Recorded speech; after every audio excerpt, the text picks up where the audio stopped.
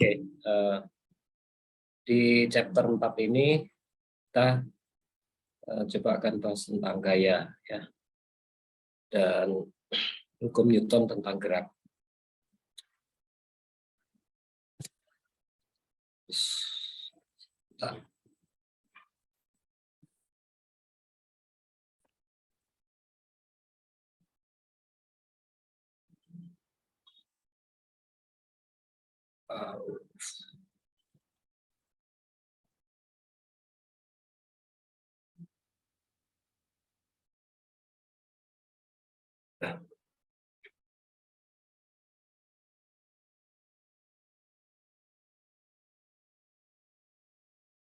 Nah, mungkin kita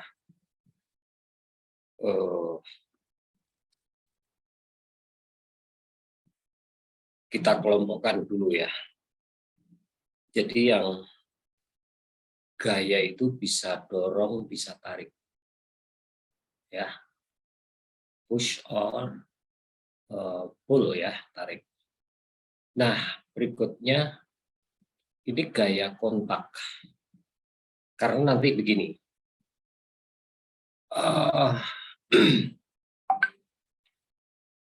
nanti ada tinjauan lebih jauh itu, kontak itu ada kontak fisik dan kontak non-fisik.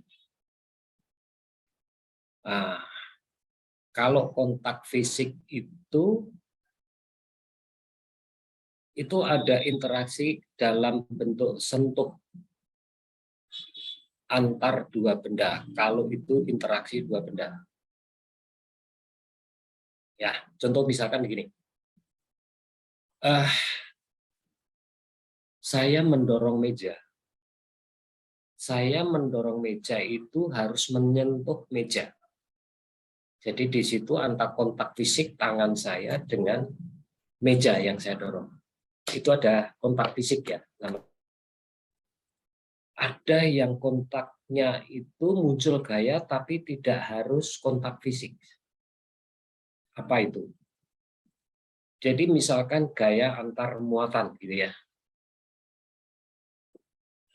Nah, kalau misalnya di dalam hukum Coulomb Anda di SMA masih ingat, muatan yang sejenis akan tolak-menolak. Jadi di situ ada gaya tolak. Tapi gaya itu tidak perlu kontak fisik, tidak perlu menyentuh gitu. Gitu ya pengertiannya. Nah, ini maksudnya adalah gaya kontak itu di situ. Nah, oleh karena itu tergantung konteksnya nanti. Jadi konteks itu apakah gaya itu dalam bentuk kontak fisik atau non fisik. Ya. Oke. Kemudian kontak itu atau gaya yang kita berikan menyebabkan benda akan bergerak. Ya. Benda itu akan bergerak. Lah, kalau dia bergerak, maka dia mengalami perpindahan. Di persamaan gerak kemarin kita sudah bedakan antara displacement dan distance. Distance itu jarak. Displacement itu perpindahan. Beda ya konteksnya. Kalau distance itu adalah jarak, itu adalah skalar. Kalau displacement, perpindahan, itu vektor. Ya, jadi Anda pindah dari tempat duduk Anda ke arah selatan, ke arah timur, lah itu sudah menyangkut arah. Jadi itu vektor. Jadi sekali lagi, agar dibedakan antara distance, jarak, dan displacement. Nah, gitu ya. Nah, ini yang saya katakan tadi, bahwa aksi pada, artinya begini, gravitasi kayak gaya listrik kayak, maka itu tidak memerlukan kontak fisik yang saya katakan tadi. Ya. Contoh misalkan di dalam gaya listrik ya electrical force itu untuk muatan yang sejenis akan tolak menolak. Jadi gaya tolaknya itu nggak harus kontak fisik gitu. Oke, nah, itu yang perlu kita klasifikasikan dulu. Nah, bahwa gaya itu adalah vektor. Maka di SMA Anda menggambarkan gaya itu, oh ini 15 Newton. Maka besarnya 15, yang merah ini adalah 5, itu menggambarkan, panjang vektor itu menggambarkan secara kuantitas nilai ini. Nah ini membedakan, oh kalau 5 Newton itu panjangnya sekian, kalau 15 Newton ya 3 kalinya ini kan gitu. Itu yang pertama. Yang kedua adalah arah. Yang ini horizontal menuju ke kanan gitu ya, dari kita yang membaca di dalam teks ini.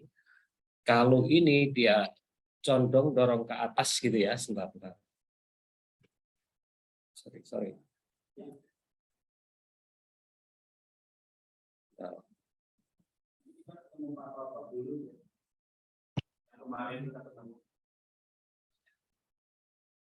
Nah, saya stop dulu sebentar.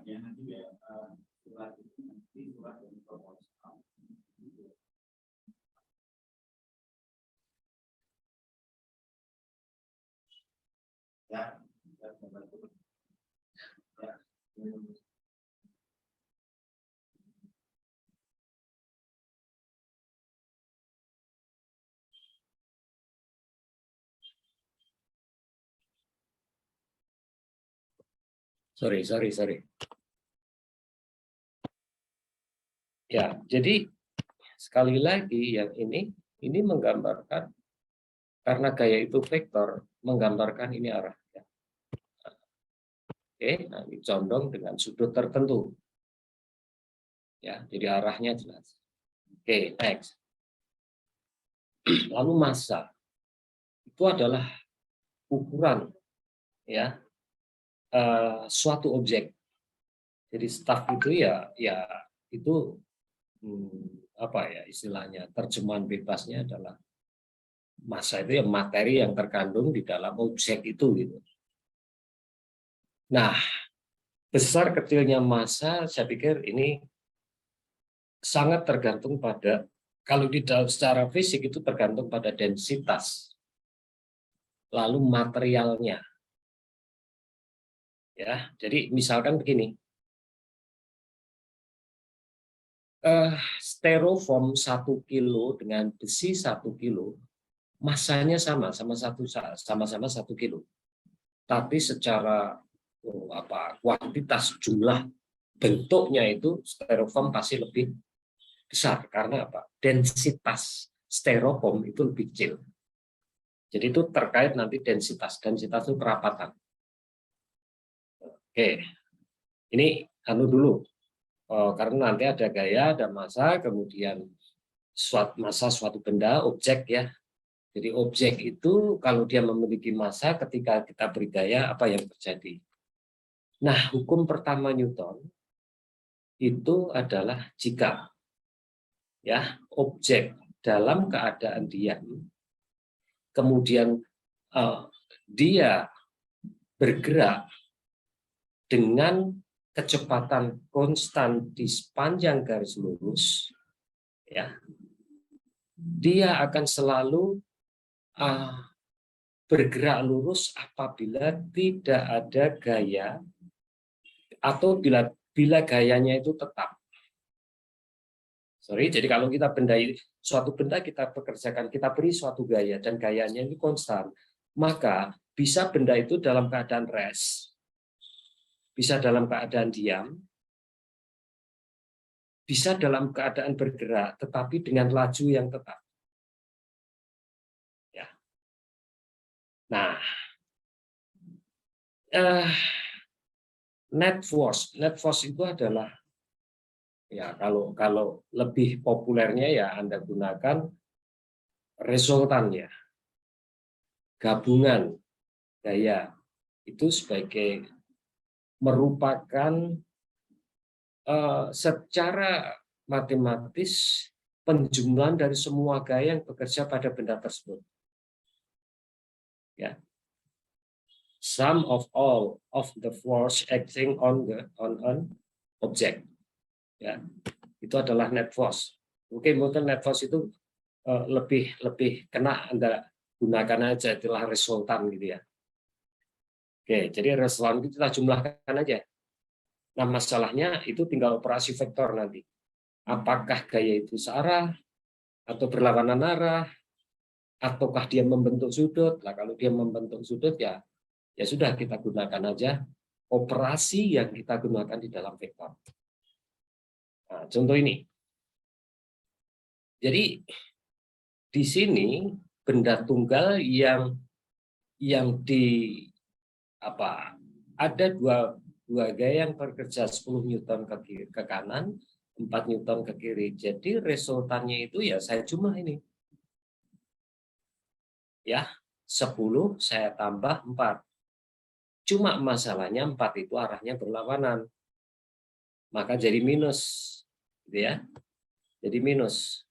Jadi artinya di 10 min 4. Maka inilah net force-nya, resultannya itu adalah 6 Newton.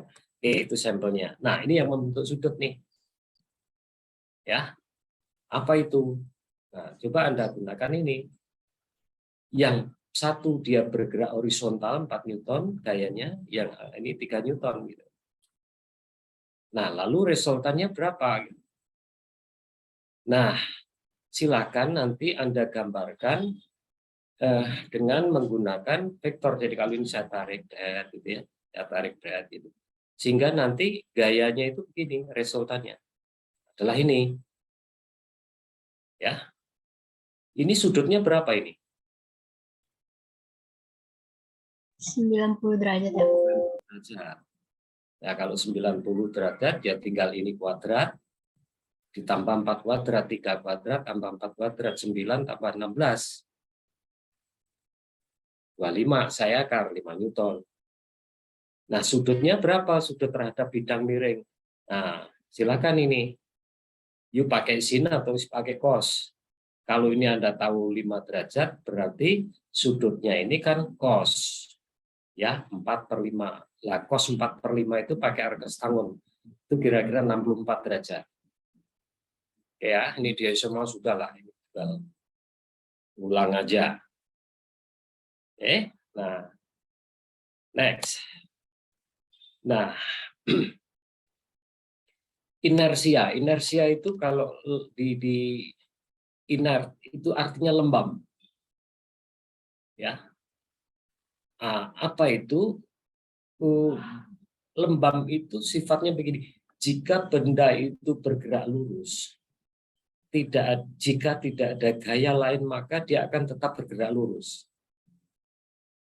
Atau jika benda itu dalam keadaan diam, maka ketika tidak ada gaya yang bekerja atau tambahan gaya bekerja, dia akan tetap diam. Itu yang kita sebut sebagai inersia, diam, ya, konstan, gitu ya. Nah, ini kira-kira terjemahannya seperti itu. Ya, nah sekali lagi bahwa massa ini adalah sifat massa itu adalah secara kuantitatif, ukuran kuantitatif yang sifatnya itu adalah lembab. Ya, nah contohnya saya pikir tanya ya, sifat kelembaban. Jadi kalau Anda sedang naik kereta, kemudian keretanya atau mobil Anda berdiri, kemudian itu kan posisi Anda itu bergerak sama-sama bisnya gitu ya. Tapi ketika busnya itu di rem gitu mendadak, Anda akan terdorong ke depan. Itu adalah contoh ketika yang Anda rasakan bahwa tubuh Anda itu mempunyai sifat inersia. Ya.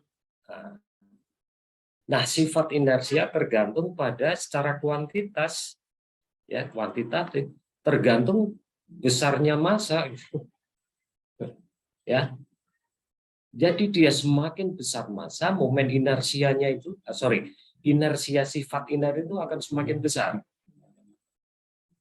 Contoh misalnya, kemarin di Jalan Trans Yogi Cibubur gitu.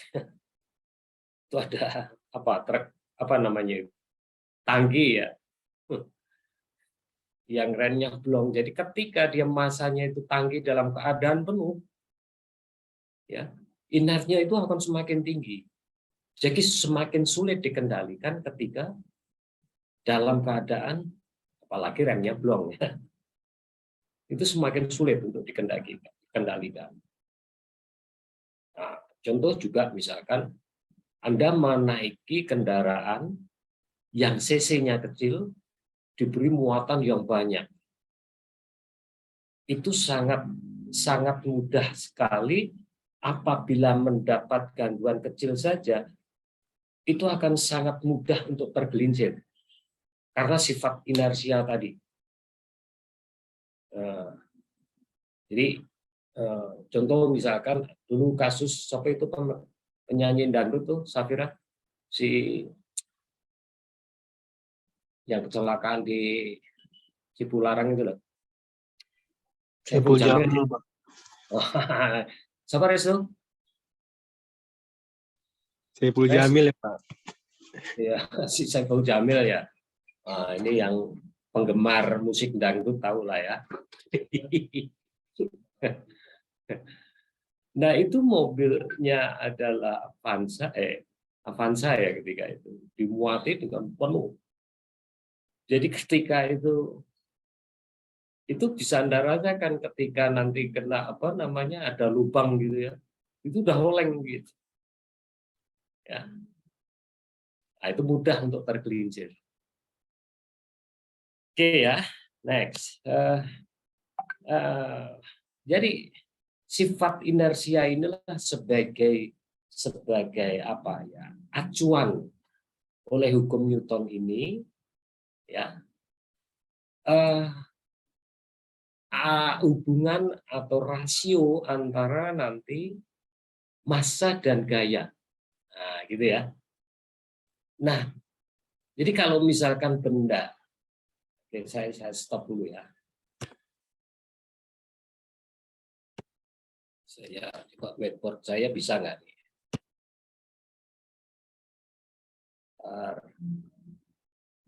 Mudah-mudahan bisa.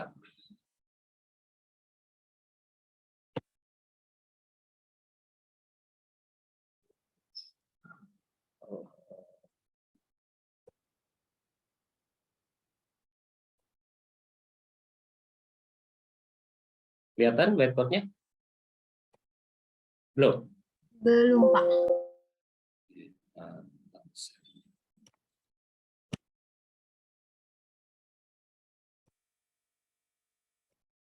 Ini sudah?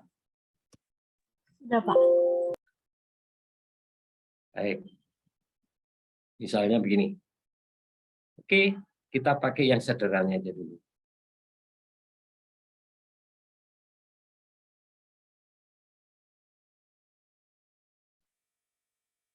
Nah, ini jalanan gitu ya. Katakanlah ini sebagai bendanya. Oke, yang sederhana gini aja. Ini saya tarik, ini benda ini massanya M. Kemudian ada gaya yang bekerja. Katakanlah F. Ya. Lalu dengan gaya F ini, benda ini akan bergerak. Ya. Jadi kita mau mencari nih, bagaimana keterkaitan antara F dengan M. Nah, ini ternyata ini ada kesebandingan. Maksudnya apa? Maksudnya kalau M-nya itu tetap, kalau F-nya saya rubah, ya, maka ada sesuatu yang ini menjadi suatu bentuk persamaan. Artinya begini, kalau massanya nggak berubah, dia tetap, saya tambah gaya, maka ternyata ini dia semakin cepat. Saya perbesar lagi, tambah cepat lagi. Nah, perubahan kecepatan di kemarin di persamaan gerak Anda tahu bahwa itu adalah percepatan. Ya. Jadi supaya ini menjadi persamaan, maka persamaan kesebandingan ini kita menjadi ini gitu. Akan sama. Yang semula dia hanya sebanding. Nah, A ini adalah, nah tergantung nih. Sekarang besaran A itu, ya, ini bisa tetap gitu ya, bisa berubah tergantung kasusnya. Nah, ketika A ini tetap, maka kalau di dalam persamaan gerak lurus itu adalah gerak lurus berubah beraturan, kan gitu ya, GLBB. Biasanya kan gitu. Nah, bagaimana kalau A ini nggak tetap? Ya, ini akan berubah menjadi gerak lurus berubah tidak beraturan. Gitu. Yang atas gerak lurus berubah beraturan, ini gerak lurus berubah tidak beraturan. Nah, kalau tidak berubah tidak beraturan, maka bentuk persamaannya ya kalau di fisika nggak aneh gitu. Kita selesaikan aja secara integral gitu ya. Nah, hanya memang agak rumit ya. Nah, untuk fisika dasar ini biasanya nanti akan dibahas di mekanika. Ya, masalahnya biologi nggak dapat mekanika, gitu kan, untuk apa kan itu kan. Ya, kita sebatas ini aja lah ya. Oke. Baik, saya kembali ke slide tadi. Nah, ini. Nah, ini muncul acceleration sebagai suatu bentuk non inersia. Ya, jadi non inersia, kalau tadi inersia tadi sifat lembab, ya, maka yang tadi yang kita terjemahkan bahwa A itu sebagai rasio untuk membuat persamaan hubungan gaya dan massa. Ya, nah itu ya orientasinya itulah hukum pertama Newton itu kan itu gitu ya. Baik. Nah ini. Secara matematik jumlah gaya itu ditulis somasi, jumlah. Jadi kalau ini F itu ya F1 plus F2 plus F3 dan seterusnya. Ya, ini menyatakan simbol sigma dari huruf apa namanya Yunani ini menyatakan jumlah vektor gitu ya. Oke, next. Bisa nih. Nah, jadi akhirnya dari sifat lembam tadi menjadi yang sudah kita bahas tadi. Jadi F, somasi F, ini yang ekspresi yang saya berikan tadi. Kalau F-nya sementara M ini tetap, ketika F-nya saya rubah, maka yang berubah adalah A-nya. Ya, saya tambah lagi, dan seterusnya. Nah, maka pertanyaannya rasio F dengan M ini nanti tetap atau berubah. Kalau tetap rasionya ya, maka dia GLBB. Tapi kalau nggak tetap menjadi GLBB. Ya, nah, ini kan sebagai bentuk ekspresi tadi yang slide sebelumnya, somasi M, apa keterkaitannya dengan M? Nah, ini adalah ini keterkaitannya. Baik. Nah, ini saya pikir kombinasi dari dimensi ya, ini dimensi massa, ini dimensi percepatan. Nah, ini yang disebut sebagai satuan Newton, sebagai satuan gaya. Next, oke. Oke, saya pikir hanya satuan saja. Kalau sistem SI, CGS, ini British quotient ya. Ini kilogram, gram kalau CGS-nya, ini sentimeter, gram dan skon. Ini sistem internasional. Ini British quotient-nya ya. Ya, kalau dalam CGS sentimeter per sekon kuadrat. Jadi sekon ini nggak berubah. apapun gitu ya. Ya, MKS ini MKS itu kan massa ya, MKS massa, meter, kilogram, dan skon tetap gitu ya. Gaya dimensinya Newton kalau CGS ya, din ya. Kalau British ya satuannya adalah pound ya, LB disingkatannya itu pound gitu ya. Oke, itu dimensi saja. Berikut, nah ini sebagai ekspresi, jangan bayangkan gitu ya. Ini sebenarnya apa gitu ya. Ini kan menggambarkan ini sebagai free diagram, jadi diagram bebas yang ini menggambarkan ini. Apa itu? Ini ada dua orang yang mendorong. Yang satu mendorong 275, yang satu mendorong 375. Ini sama-sama mendorong ke arah kanan. Ini saya jumlah. Tapi ingat bahwa dia ada gaya. Mobil yang diem itu ada gaya. Ya, berapa gayanya? Ya, tergantung massa mobilnya kan. Kalau mobilnya massanya berat, tentu gayanya akan lebih berat. Ya, gaya berat namanya. Nah, gaya berat itu kan massa kali gravitasi ya, M kali G gitu ya. Oke. Nah, sehingga nanti resultannya jika jumlah yang ke kanan ini sama dengan yang ini, dia nggak akan bergerak mobil ini. Atau jumlah yang ke kanan ini lebih kecil dari yang gaya beratnya, dia nggak akan bergerak. Maka biasanya semakin banyak yang mendorong orangnya, maka akan semakin mudah bergerak. Bukan sampai di situ gitu. Tergantung pada friksi antara roda dan lantainya gitu kan. Ya, kalau ini sifatnya datar ya mudah gitu. Nah, kalau nanti yang didorong bidang jalanannya itu miring, itu lebih berat lagi gitu. Ya, karena nanti ada gaya lain. Ya, nah, nanti kita lihat secara diagramnya ya. Baik. Nah, ini resultannya, ini saya jumlah, saya kurangi ini. Itu adalah 110 Newton. Nah, tergantung masanya. Ya, jadi ketika kita tahu masanya, saya bisa menghitung percepatannya. Ya, oke.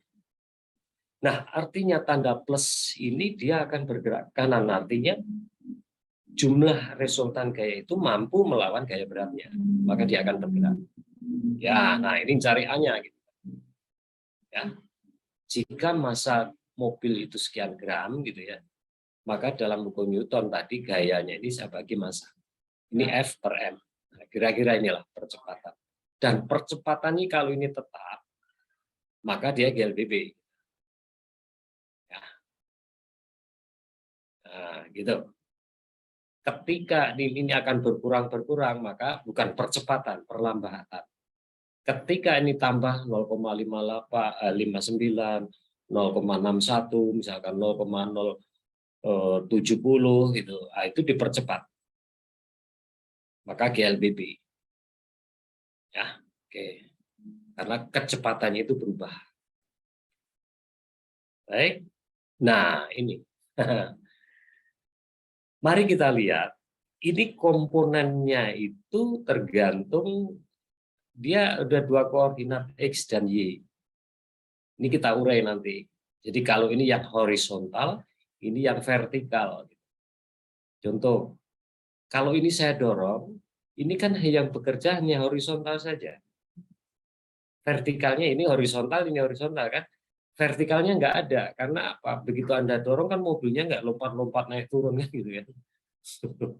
Oke, jadi dia hanya geraknya horizontal. Maka kontribusi yang muncul nanti hanya di sini. Yang di FX saja. Nah, bagaimana kita mau melihat ini? Dan contoh benda apa yang dia itu ada kontribusi ke arah geraknya itu adalah gerak vertikal. Nah, ini mari kita lihat. Nah, ini secara vektoris seorang apa nih, raket ya. Jadi orang naik rakit, bentar, saya stop dulu. Mungkin saya coba ini bisa nggak ditambah lagi.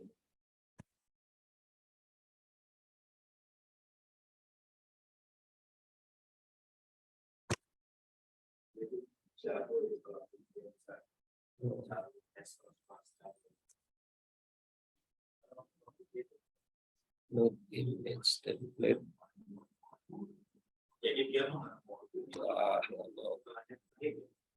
Itu saya hapus saja ya.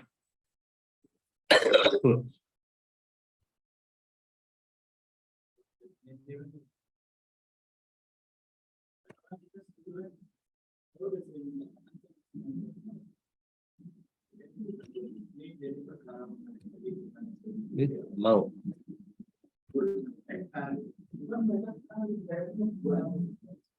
Wow. Ini mirip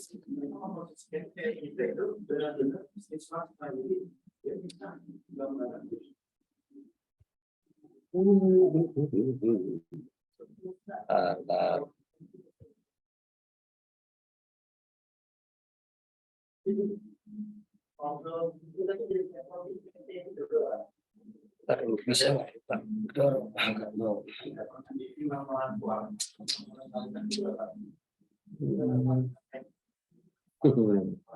Atau tak habis dulu. Ya, sorry bentar.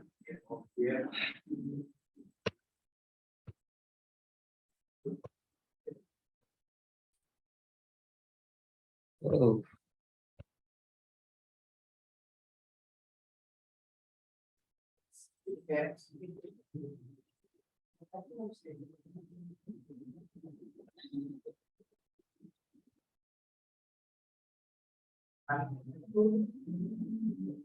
Wah,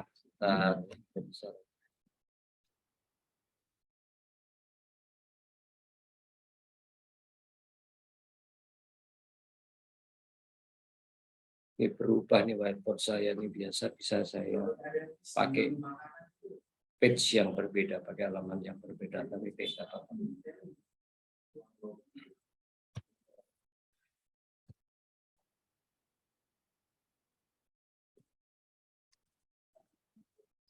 Oke, kalau ini saya gambarkan misalkan ini kali gitu ya, ini air mengalir gitu kan.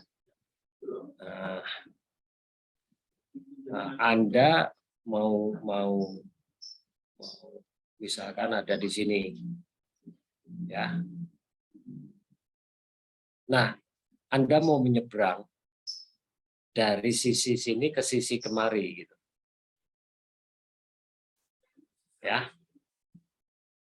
Nah, kalau Anda dari sini mau tujuannya ke sini, ya. Oke, misalkan dari A Anda ke B sini gitu kan. Padahal ini ada laju kali. Ya. Anda berenang nih motong gitu kan, arahnya ke sana. Apa yang terjadi? Ini sebenarnya menggambarkan resultan antara kecepatan Anda berenang, V berenang, dan kecepatan air ini, VA. Oke, ini katakanlah ini V airnya gitu.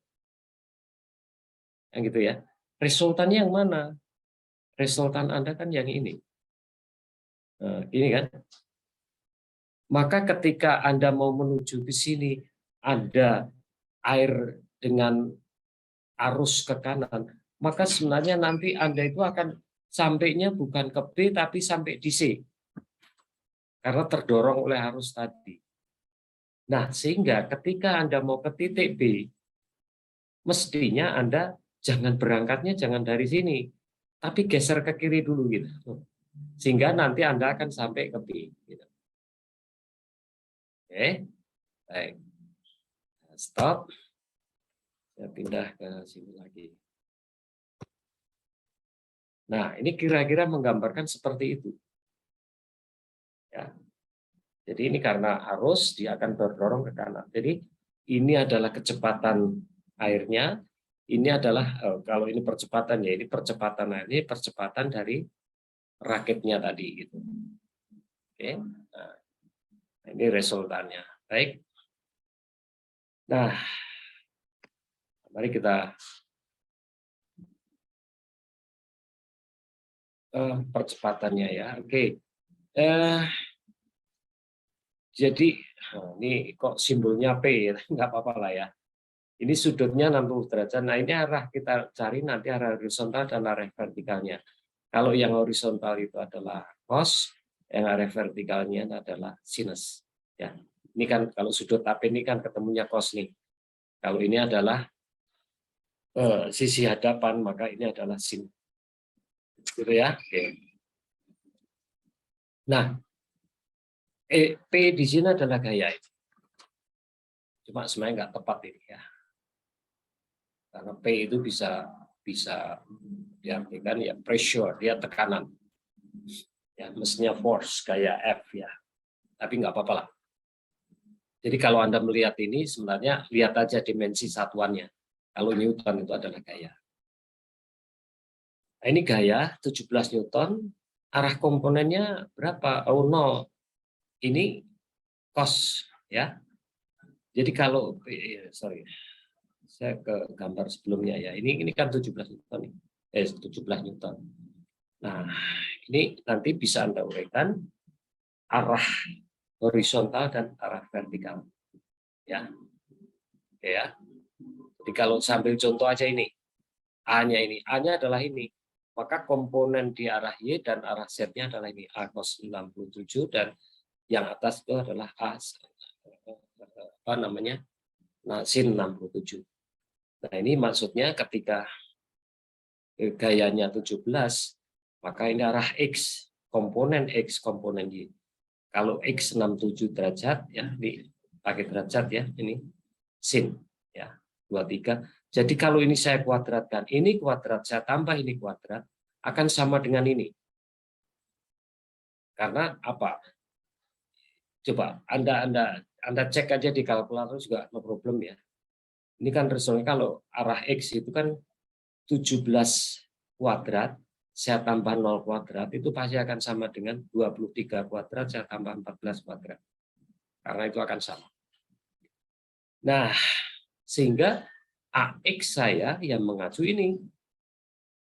AX itu percepatan di arah X dan AY percepatan di arah Y. Nah, berapa namanya? Ya, tergantung masanya tadi. Nah, kalau masanya kita ambil berapa ini? Oh, nggak ada ya. Mana tadi? Nggak ada, ini beda nih. Tiba-tiba muncul 1.300 itu oke lah. Kalau katakanlah ini masanya 1.300 ya, ini lembam ya, sama nggak berubah masanya. Ini arah X maupun YB sama. Maka percepatan arah X ya tinggal tadi gaya yang arah X yang horizontal saya bagi massa, yang di sini adalah yang arah vertikal saya bagi massa. Ya, oke, baik. Nah, yang hukum ketiga, ini agak hati-hati ya. Saya mau memberikan pengertian yang selama ini mungkin keliru. Whenever one body exerts a force on the second body exert, jadi an oppositely directed force of equal magnitude of the first body. Jadi gini artinya, kalau saya memberikan gaya kepada, atau misalkan Safira saya dorong dengan 100 Newton, maka Safira akan memberikan perlawanan juga gaya 100 Newton. Perlawanan. Nah, ini mungkin nanti di pikiran Anda ketika sama, oh itu disebut aksi reaksi. Aksi main reaksi. Nah, masalahnya begini. Orang menganggap bahwa ada reaksi itu karena aksi gitu. Tolong dipikir ya. Adanya reaksi karena aksi. Jadi kalau itu dipahami begitu, ini seperti hubungan sebab akibat. Artinya gini, munculnya reaksi karena ada aksi. Jadi ini kayak hubungan sebab akibat. Padahal bukan. Ya. Padahal bukan. Bahwa aksi reaksi itu hubungan secara spontaneous. Dia hubungan spontan. Ya. Jadi spontan. Kalau saya dorong Safira misalkan 100 Newton, Safira nggak perlu disuruh-suruh gitu. Begitu saya dorong itu sudah ada perlawanan gitu. Jadi itu yang saya katakan itu bukan dalam bentuk hubungan sebab akibat. Bentar ini.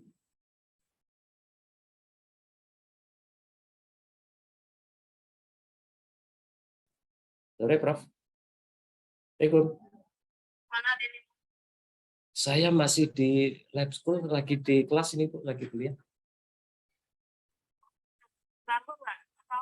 Nanti tolong ditelepon aku, boleh? Siap. Habis kuliah nanti saya telepon. Ya. Silakan. Ya, terima kasih, Prof.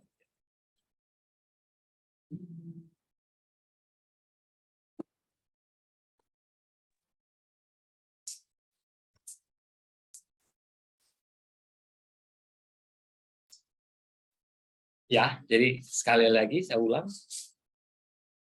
bahwa hukum ketiga Newton ini bukan hubungan sebab akibat, tapi itu hubungan secara spontan. Gitu ya. Artinya kalau jadi kalau kamu membawa perlawanan itu bukan kayak orang berantem, lawan dong, nggak usah gitu. Itu sudah secara spontan itu tubuh Anda mengalami perlawanan sendiri, nggak perlu disuruh gitu ya. Itu sifat alamiah kan seperti itu. Ya, oke. Nah, apa nih? Jadi apa nih ceritanya? Ini memasukkan apa ini peluru ya, rudal atau apalah ya. Dia memasukkan ini aksi reaksi. Gitu. Ya. Jadi ketika ini orang ini mendorong memasukkan peluru, ini sebenarnya dia memberikan perlawanan dengan tekanan yang sama tapi arahnya, atau gaya yang sama tapi arahnya berlawanan. Ini adalah aksi reaksi. Nah, aksi reaksi ini itu action antar dua benda. Oke. Jadi kalau misalkan saya dorong Safira memberikan perlawanan. Maka hukum ketiga ini mestinya adalah interaksi antar dua benda. Atau gaya itu ditimbulkan karena dua benda. Ya, ditimbulkan oleh dua benda.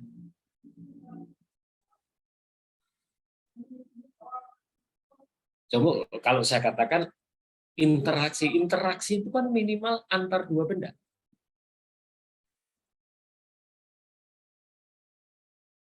Setuju? Nah, saya buka dulu. Oke. Interaksi itu hubungan antar dua benda. Saya memukul meja, jebret. Itu interaksi antara meja dengan tangan saya. Kalau mejanya nggak ada, kan saya nggak bisa mukul. Nggak bisa mukul meja. Saya mau interaksi dengan siapa?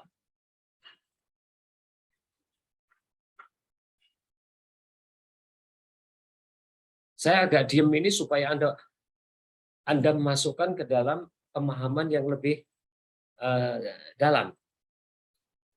Mungkin konkretnya begini.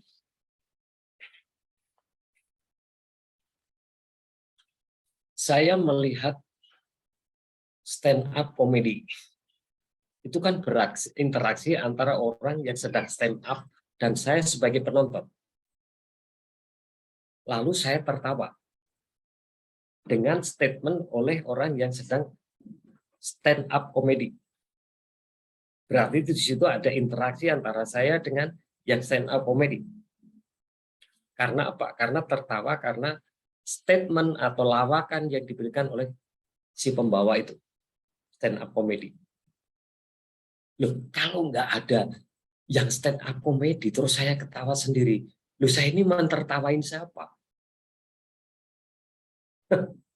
Kan nggak bisa. Kecuali itu ada kelainan di saya kan itu kan.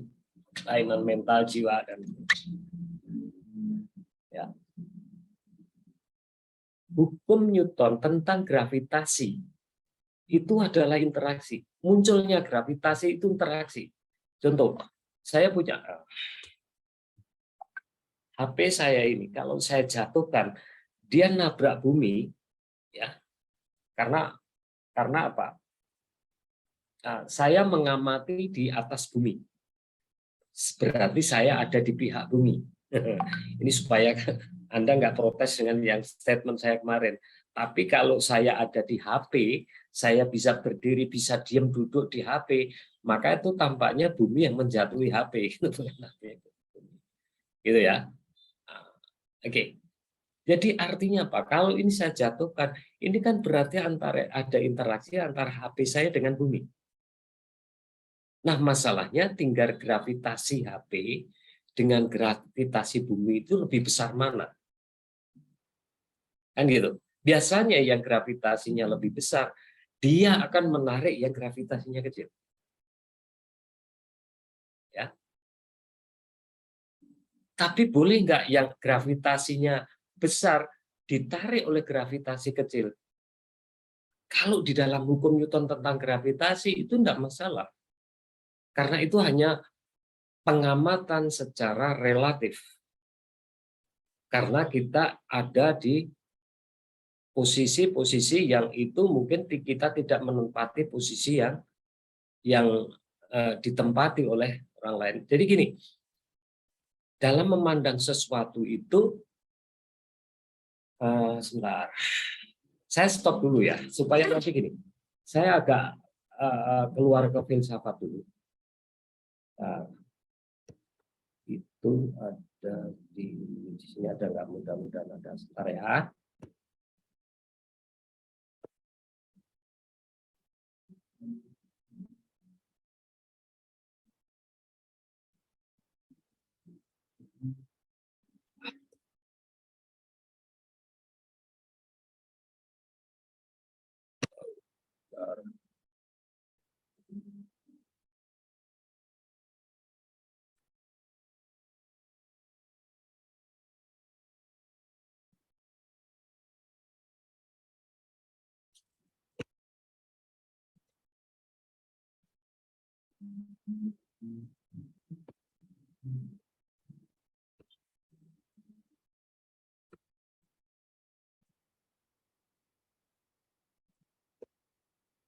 Nah, ini. Ini contoh ini menarik. Objek yang saya lihat, angka berapa ini? Safira? Tergantung dari sudut pandangnya, Pak. Nah, tergantung pada sudut pandang. Ya. Oh, orang ini mengatakan, orang yang melihat dari ini angka 9. Yang melihat dari sini angka 6. Gitu. Ini udah saya munculkan ya kemarin ya? Belum, Pak. Belum. Oke. Kalau belum, ini cara memandang ini nanti di dalam konteks apa namanya, koordinat pandang kita itu memang harus. Jadi artinya objeknya ini sama. Yang saya lihat kalau ini saya lihat dari sini angka 9 gitu ya. Orang yang di sini memandang di sini saya lihat ini bukan 9, 6 gitu kan. Wah, udah ini antara orang ini dengan ini yel-yelan. You salah, you yang salah, you salah, you yang salah. Nah, kan salah-salah. Nah, message-nya apa? Hanya karena kamu benar, bukan berarti aku salah. Karena apa? Kamu aja yang belum pernah hidup di dalam posisiku gitu. Nah, coba ini sekarang tukeran. Yang ini suruh ke sini, yang ini suruh ke sini. Oke ya. Jadi dalam melihat sesuatu, jangan hanya dari satu sisi. Lihatlah semua sisi. Itu message-nya. Ya, karena mohon maaf, ini mata kita selalu dihantui oleh gangguan-gangguan dan keterbatasan mata kita. Nah, ini saya sedikit ke filsafat dulu ya. Sorry.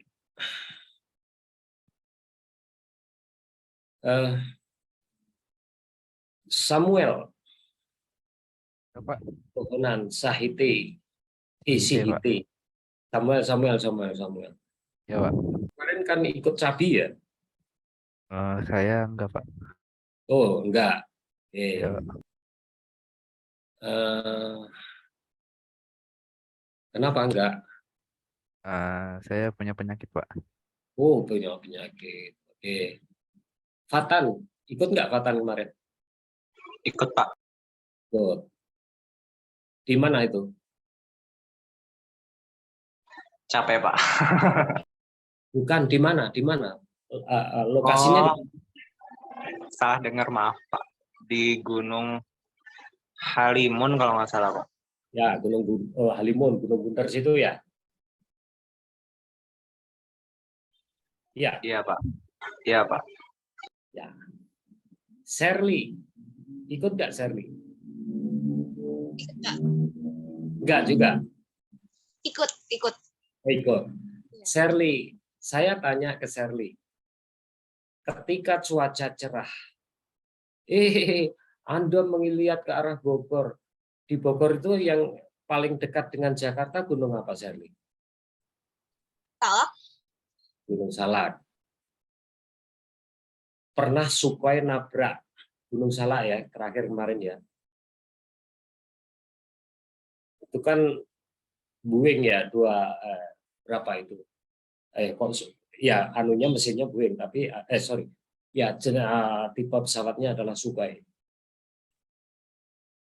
Nah, pilotnya bukan pilot kita. Dia nyoba, nggak tahu kalau di Indonesia itu ada salak segede gunung. Gunung Salak.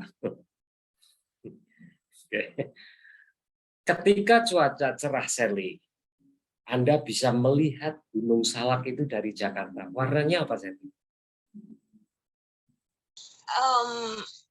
Ya cuman kelihatan siluetnya aja sih, Pak. Kalau warna kan jadi kayak mungkin kalau warna apa ya? Ya mungkin abu-abu, biru ke abu-abuan. Biru ke abu-abuan. Oke. Gunung Halimun itu kan, di Halimun itu kan bagian dari kaki Gunung Salak. Terus Anda melihat bahwa, oh biru ke abu-abuan. Di pikiran kita apa? Protes nggak? Anda protes nggak? Saya enggak sih, Pak. Oh enggak. Oke, kenapa enggak? Masa iya sih burung warnanya biru? Nah, kemarin kalau Anda ke Halimun, apa benar itu warnanya biru? Enggak. Nah, warnanya apa? Hijau. Hijau, karena ditumbuhin tanaman. Pertanyaannya, warna hijau Anda lihat dari jauh, kenapa jadi biru? Nah, tertipu mata Anda, gitu kan? Orang mengatakan fata morgana. Tapi itu saja tipuan mata kita. Jadi mata kita jangan selalu mengandalkan apa yang kita lihat. Nah, ini filosofi ya. Jangan mengandalkan apa yang kita lihat. Kalau Anda hanya sekedar mengandalkan Anda lihat, Anda akan tertipu. Contoh misalkan tadi, Anda melihat Gunung Salak dari Jakarta, warnanya biru. Coba dekati warnanya apa? Oh, hijau. Jadi pendekatan itu sebenarnya Anda itu mau melihat lebih dekat untuk membuktikan apakah betul warnanya biru. Ternyata warnanya hijau. Artinya apa yang kita lihat dengan realitanya itu sudah berbeda. Kan gitu ya. Nah, setelah warna hijau, maka keyakinan Anda, oh, berarti gunung itu bukan biru. Gunung itu warnanya adalah hijau. Nah, jadi di situ kerja segitiga ini orang biologi harus lebih detail nih. Kerja antara mata yang kita lihat, gunung warnanya biru, otak Anda protes, masa iya sih warnanya biru? Nah, coba saya dekati, itu otak, kerja otak. Oh, ternyata warnanya hijau. Jadi apa yang kita lihat, yang biru jadi hijau, muncullah suatu keyakinan Anda. Nah, kalau udah yakin bahwa Gunung Salak itu sebenarnya kalau Anda dekati warna hijau, maka keyakinan itu masuk ke dalam hati Anda. Jadi tiga organ kita, mata, otak, dan hati. Saya ulang, mata, otak, dan hati. Ini kadang-kadang nggak sinkron. Maka perlu pembuktian. Gitu ya. Oke. Nah, belum nanti, ya kalau ini batasnya jelas gitu. Ini angka ini batasnya jelas, nggak ada unsur-unsur pengganggu nih samping-samping ini. Kalau ini saya ganggu, Anda bisa tertipu. Tapi ketika Anda sudah terbiasa, tipuan itu nggak akan terjadi. Contoh slide ini coba. Ini tulisan apa nih? Nomor 2 apa nih?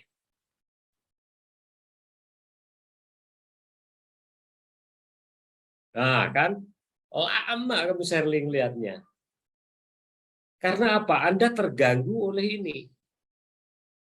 Ya. Rambut-rambut samping itulah yang mengganggu pandangan kita. Apa, Sher? Pete bakar ya, Pak? Yes. Pete bakar ini semua sama sayuran nih. Yang ini apa nih? Mur jengkol, Pak. Oke. Ya, ini apa nih? Sambal Sambal goreng, goreng, Pak. Pak. That's right. Gitu. Ini Terong penyet, Pak. Terong penyet. rasanya 6, 8. Ikan asin ya, Pak. Yes. Nah, Anda melihat yang ruwet-ruwet ini, kalau Anda terbiasa, Anda kemarin kegiatan itu, Anda lapangan itu, kegiatan lapangan itu sebenarnya ketika nanti Anda di bidang biologi dan sering ke lapangan, maka akan meresapi, akan mendalami, akan menjiwai tentang alam. Ya, karena biologi lebih dekat dengan alam gitu ya. Oke, stop. Nah, saya ke sini kembali ke slide kita mana ini ya. Nah, sudah terlihat nih ya. Kita lihat, Pak. Oke. Nah, ini apa ini maksudnya? Jadi gaya P ini 30 Newton. Dan masa untuk spacecraft-nya, pesawat terbangnya ini, masanya adalah 11.000 kilogram. Ya. And the mass of the astronaut, jadi masa astronotnya ini adalah 90 kilogram. Nah, berapa berapa percepatannya? Jadi ketika ini saya dorong ya gitu ya. Nah, ini astronot ini siapa yang dorong? Nah, namanya 2 astronot ini didorong di suatu ruangan yang dia tidak ada gravitasi gitu. Anda melayang-layang aja gitu. Ya. Jadi ini adalah suatu ketinggian yang itu nggak ada medan gravitasi, ya udah kamu melayang-layang aja gitu. Jadi kalau Anda membawa gelas air, Anda tumpahkan gitu ya, dia nggak akan jatuh. Siapa yang narik? Air itu yang melayang-layang aja di udara. Mungkin juga nggak ada udara, itu adalah ruang hampa kan. Kalau udara kan ada partikelnya, disentuh oksigen, hidrogen dan seterusnya. Kalau melayang-layang berarti hampa. Jadi di situ nggak ada partikel udara. Ya, nah ya udah, nanti tinggal kita gunakan aja bersama. Ya, sigma F ini adalah yang kerja pada pesawatnya, ini ada astronot. Ya, tadi kalau saya gambarkan, ini adalah pesawatnya, ini adalah kayak astronot. Yang diberikan astronot adalah plus P, tapi pesawat itu memberikan perlawanan min P gitu. Ya, ini aksi reaksi. Oke. Nah, ini. Nah, tidak. Ini gaya oleh spacecraft ya. Yang ini adalah percepatan oleh spacecraft. Jadi gaya yang saya berikan tadi 36 saya bagi masanya sekian. Ini adalah Pak gaya yang diberikan perlawanan oleh si sama kan, tapi orangnya adalah masanya hanya sekian. Dan percepatannya adalah minus. Berarti itu arahnya berbeda. Ya. Arahnya berbeda. Nah, sehingga ini hanya sebagai contoh hukum pertama, kedua, ketiga dari Newton. Ya implementasinya saya pikir nanti lebih kompleks gitu ya. Oke, nah sekarang in nature there are two general type. Apa ini maksudnya nih? Was fundamental dan non-fundamental. Oke. Gaya secara fundamental di alam, terutama di fisika ya. Sumber gaya itu bisa macam-macam. Yang pertama adalah gaya tentang gravitasi. Ini adalah gravitasi itu adalah interaksi antar dua benda. Minimal dua benda. Jadi misalnya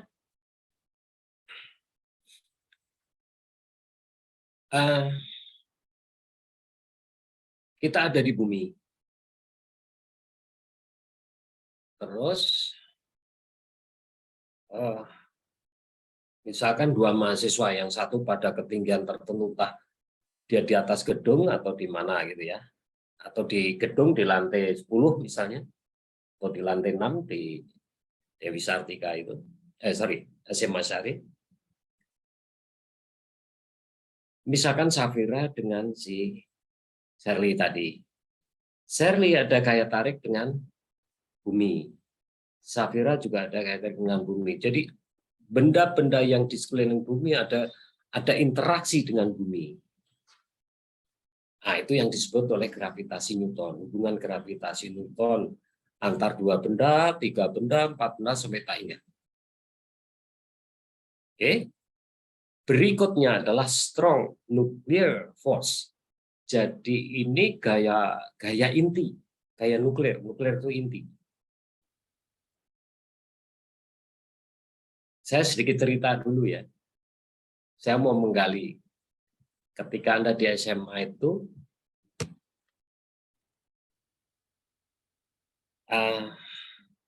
Alicia. Iya, Pak. Kalau waktu Anda di SMA itu muatan yang berlainan jenis akan apa, Alicia? Kalau magnet akan tarik menarik, Pak. Benda yang muatannya berlainan jenis akan Tarik menarik. tarik menarik. Yang sejenis akan Bertolakan. bertolakan, tolak menolak.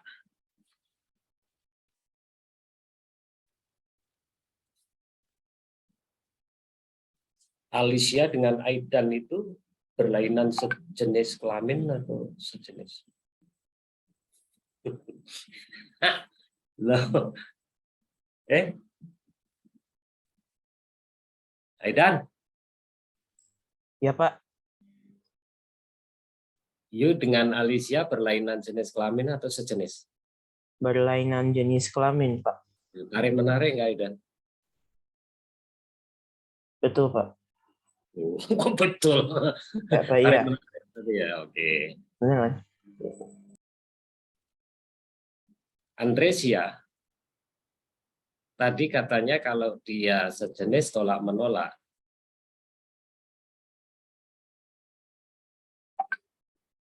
Ya, Andresia. Iya, Pak. Iya.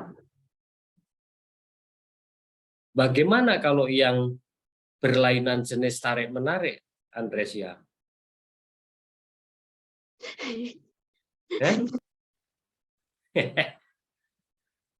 Rex, Iya, Pak. kalau dia sejenis tapi kalau dia sejenis tapi tarik-menarik, menurut Kulam boleh nggak itu? Enggak, Pak. Nggak boleh. Karena kalau di dalam hukum Kulam itu yang boleh tarik-menarik yang berlainan jenis. Kalau sejenis ya tolak-menolak. Jadi sebenarnya kalau manusia yang sejenis itu tarik-menarik, ada gaya tarik di situ, maka sebenarnya itu menentang hukum alam. Kan gitu ya? Nggak boleh. Ini anu loh, si Kulam loh, bukan kata Anggoro loh ya. Oke. Andresia. Di Ya, Pak. SMA itu sampai di nuklir, di fisika inti ya, di inti atom di dalam inti atom ada apa? Proton sama neutron, Pak. Proton sama neutron. Proton muatannya apa? Positif, Pak. Oke. Neutron muatannya Netral, Pak. netral. Pertanyaannya, loh, di dalam inti itu ada muatan negatif nggak? Grace? Ya, muatan negatifnya mengelilingi inti. Oh ya, pertanyaan saya di dalam inti itu ada muatan negatif nggak? Nggak ada. Nggak ada, dilarang. Yang muatan negatif, you nggak boleh di dalam inti kan gitu. Ya. Grace?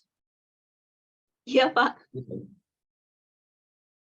Jadi nggak boleh muatan negatif, karena yang boleh di dalam inti itu hanya neutron yang netral dan proton yang dia bermuatan positif. Pertanyaannya, loh, kan tadi si Kulo mengatakan bahwa kalau muatan sejenisnya itu akan tolak menolak. Tetapi kenapa proton di dalam inti di situ nggak ada muatan dan situ muatannya adalah positif? Kok rukun? Dia terikat, kok nggak bercerai-berai? Mana Andresia? Oke. Apa jawabannya coba? Tahu nggak? Enggak, Pak. Nggak. Oke. Karena dibatasi oleh neutron bukan, Pak? Hah? Jadi kalau misalkan setiap yang proton itu dibatasin sama neutronnya gitu, Pak. Dibatasi dalam hal apa nih? Jadi dia tuh nggak bisa menolak gitu, Pak, antara proton dengan proton yang lain-lainnya. Oke. Oke. Nah, sekarang tolak menolak. Kalau di dalam hukum Coulomb itu ditentukan oleh apa? Jarak, toh? Kan berbanding terbalik dengan jarak. F sama dengan K kali Q1 Q2 per R kuadrat. R-nya kan jarak. Seberapa besar sih jarak proton dan neutron di dalam inti? Dan itu jangan Anda dibatasi. Jadi kalau dibatasi itu kan kesannya itu kan baris gitu ya. Bahwa, sorry, saya stop dulu ya. Mungkin saya ilustrasikan nanti begini.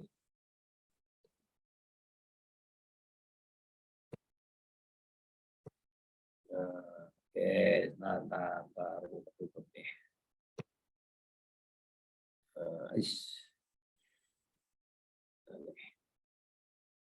Ya. Jadi gini, di dalam inti itu bayangan Anda jangan nanti kira-kira begini, oh ini gitu kan. Jadi ini neutron, misalkan ini proton, ini proton. Bukan yang dimaksudkan ini kan, dia dibatasi oleh neutron, proton-proton ini kan. Nah, tapi sebenarnya di dalam inti itu dia nyampur. Nggak jelas gitu. Uyel-uyelan kayak gini gitu. Nah, ini. Oke. Nah, di sini proton dan neutron campur gitu. Lah, neutron juga netral, nggak ada muatannya gitu. Jadi di situ nggak ada pengaruhnya. Tetap aja sebenarnya, walaupun itu proton dengan proton ini berdekatan, pasti akan tolak menolak. Masalahnya, kok ini kok kumpul bareng nggak tercerai-berai. Nah, ini yang tidak bisa dijelaskan dengan teorinya si Coulomb. Nggak bisa. Karena apa? Nah, ini. Bahwa Coulomb itu hanya berlaku untuk benda atau muatan yang besar. Tapi untuk muatan yang kecil, itu nggak bisa lagi berlaku. Maka, kenapa dia terkumpul nggak bercerai-berai? Jadi, di dalam menjelaskan inti, kita nggak bisa menggunakan hukum Newton, hukum Coulomb gitu. Harus menggunakan hukum lain. Hukum apa itu? Lah, jadi ketika proton dan neutron dan proton muatan positif, neutron bermuatan negatif, maka nggak bercerai-berai. Itu ada yang mengikat. Nah, wah, itu istilahnya adalah yang mengikat siapa? Itu yang disebut dengan gaya ikat inti. Nah, gitu ya. Nah, gaya ikat inti itu yang mana? Lah, ini yang dimaksud tadi. Nah, tadi ini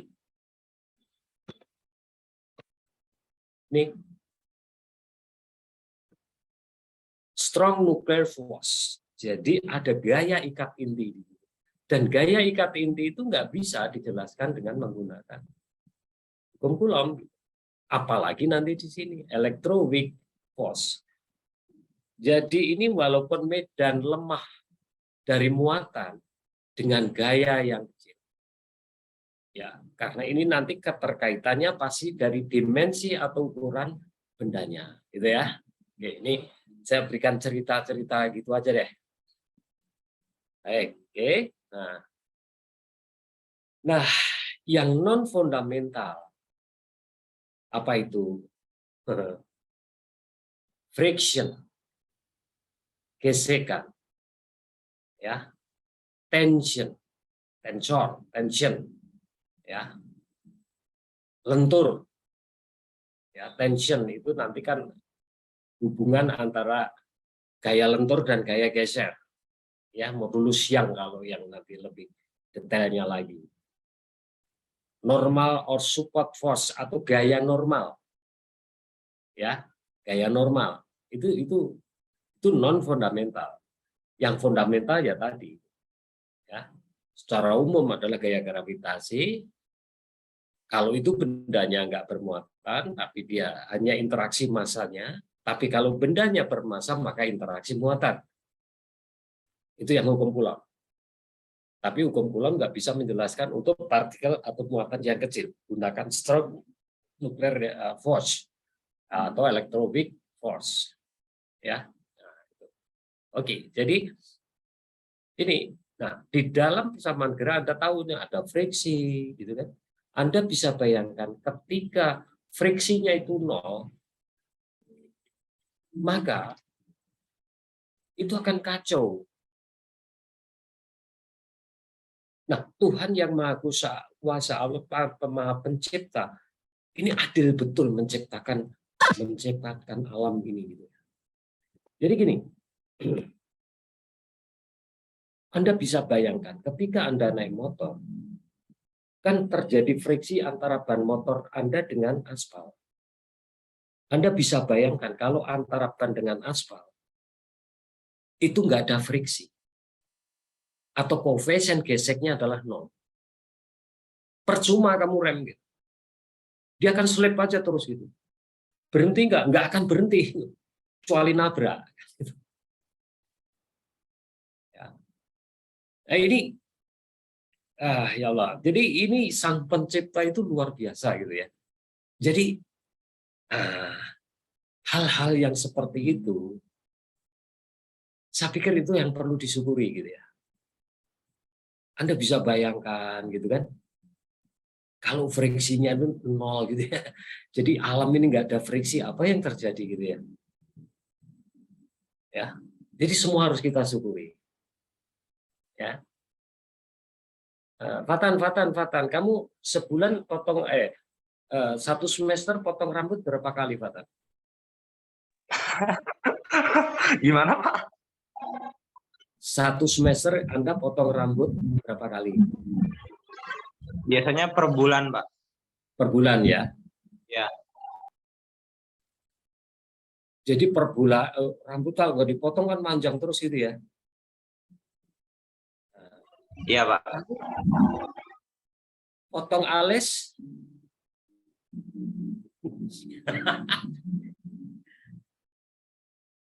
Alismu kamu potong nggak? Enggak, Pak. Enggak. Ya. Anda melihat yang mengherankan nggak itu? Anda bisa bayangkan, alis ini rambut, di atas ini rambut, tapi ini tumbuh memanjang terus, alis ya segitu aja gitu. Anda sadar nggak itu? Oke, sekarang alis kalau nggak saya potong yang gitu, tapi coba Anda kerok alis Anda itu. Berapa hari lagi ya akan tumbuh. Tapi panjangnya juga hanya mentok segitu aja gitu. Kan gitu ya. Tapi rambut Anda botak habis gitu ya. Anda pelihara itu akan manjang. Nggak Anda potong tambah panjang, ini tambah panjang. Jadi kesannya antara rambut alis dengan rambut yang di atas kepala kita itu mempunyai ada yang terbatas, ada yang nggak terbatas. Kan gitu ya.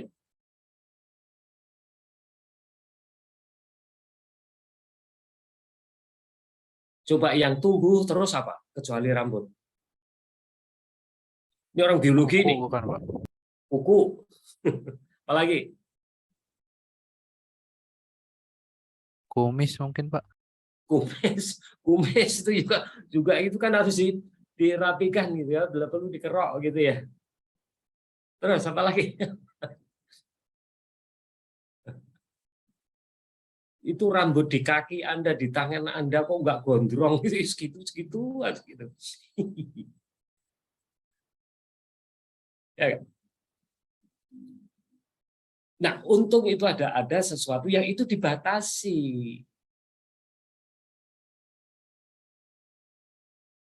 Gigi Anda tumbuhnya ya segitu aja, nanti sampai tanggal juga segitu. Emang gigi manjang terus nambah terus gitu kan enggak. Ya. Tinggi badan kita juga gitu kan. Nah, tumbuh usia 25 tahun udah mentok di situ, nggak akan tambah panjang lagi gitu kan. Coba Anda bayangkan kalau tinggi badan kita itu nggak dibatasi gitu.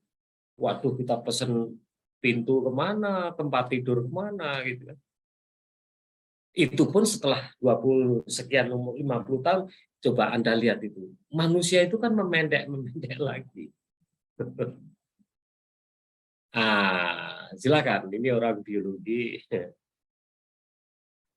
Ya, baik. Saya kembali ke baik, berikut. Nah, ini yang kita sebut sebagai hukum Newton tentang gravitasi. Sebenarnya apa? Itu adalah interaksi antar partikel, antar benda. Ya. Nah, bagaimana formulasinya adalah ini. M1 kali M2 per R kuadrat. G sebagai konstanta gravitasi. Ini interaksi antar dua benda. Saya stop dulu.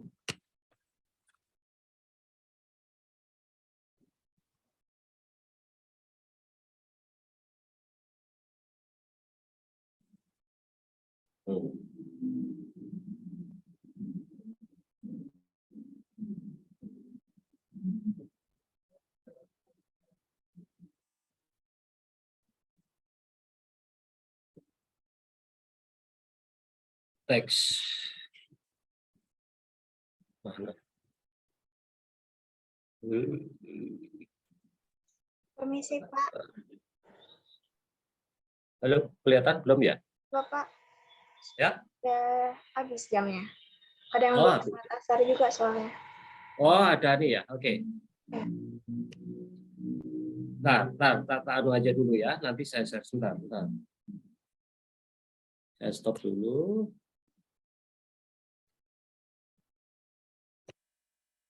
Nah, ini saya akan anu saja bagikan. Ini adalah interaksi dua benda. Ya, ini contoh soal. Nah, ini antara interaksi antara gaya interaksi ini gaya gravitasi antara bulan dan bumi, ya. Ini objek pada ketinggian tertentu dengan bumi. Ini antar benda, antara apa namanya ini apalah ini besi dengan meja. Ini gaya normal, ini gaya berat. Oke. Nah, Anda hitung nanti ini gaya dorong tadi, bahwa gaya itu bisa dorong, bisa tarik. Yang atas ini saya tekan, yang ini saya tarik. Nah, ekspresi gayanya silakan itu tinggal Anda lakukan. Nah, ini adalah orang yang ada di dalam lift. Jadi lift itu bisa dia bergerak turun, bisa bergerak naik. Jadi ketika bergerak turun, bergerak naik, dengan bergerak turun bagaimana nih masanya berubah? Kalau massa tetap ya, tapi percepatannya gimana gitu? Ya, apakah berubah atau tidak? Nah, ini penjelasannya juga sudah diberikan suatu dalam bentuk apa namanya lengkap ya. Ini adalah massa karena gravitasi, massa karena benda. Jadi di dalam lift itu ada gaya gravitasi dan ada percepatan karena gaya listrik.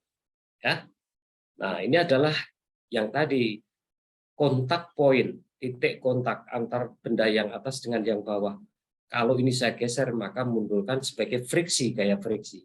Gaya gesek itu adalah kontak antar dua benda.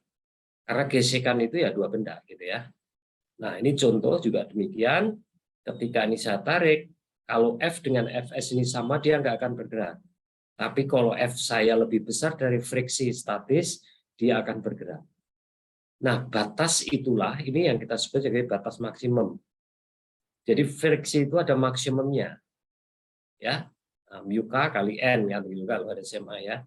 Nah, ketika F ini lebih besar dari friksi dia akan bergerak. Ya. Nah, ini ya contohnya. Nah, besarnya itu antara 0 dan 1. Oke. Nah, sama ini. Oke, ini sebagai contoh saja. Nah, ini mungkin yang bisa Anda lakukan ketika Anda berada tiduran di atas perahu, kemudian meluncur, gitu ya. Nah, ini silahkan nanti. Ini hanya sebagai contoh-contoh saja untuk melihat gaya proyeksinya. Tensi. Nah, ini juga semikian. Ini adalah katrol. Ya, kalau ini katrol tunggal, jadi ini saya tarik ke sini dia akan naik. Tapi kalau saya nanti menggunakan dua katrol, itu yang kita sebut nanti ada gaya torsi, itu akan memperingan. Ya, oke. Ini hanya saja tadi apa namanya dalam bentuk ekspresi dari sebuah katrol dan dua buah katrol. Jadi kalau dia katrolnya nggak tunggal, ini akan memberikan di-share itu tekanan atau kayak itu akan dibagikan sehingga itu akan lebih ringan. Mungkin itu aja ya yang sebagai contoh di modul ini. Saya akan kirim langsung modul ini di ini kan modul keempat ya. Yang kelima sekaligus saya kirim nanti supaya nanti minggu depan kita kuliah kita akan Anda sudah membaca dari rumah supaya nanti saya percepat aja. Oke. Terima kasih. Maaf Pak. Ya. Izin bertanya jadwal buat UTS kita kapan ya Pak? Mungkin nanti setelah aja deh. Setelah modul kelima. Nggak apa-apa itu. Berarti bukan minggu depan ya Pak? Ya, minggu depan. Setelah minggu depan ya. Oh, baik Pak. Ya. Oke ya, kita akhiri ya. Thank you. Assalamualaikum warahmatullahi wabarakatuh. Assalamualaikum warahmatullahi wabarakatuh. Waalaikumsalam warahmatullahi wabarakatuh.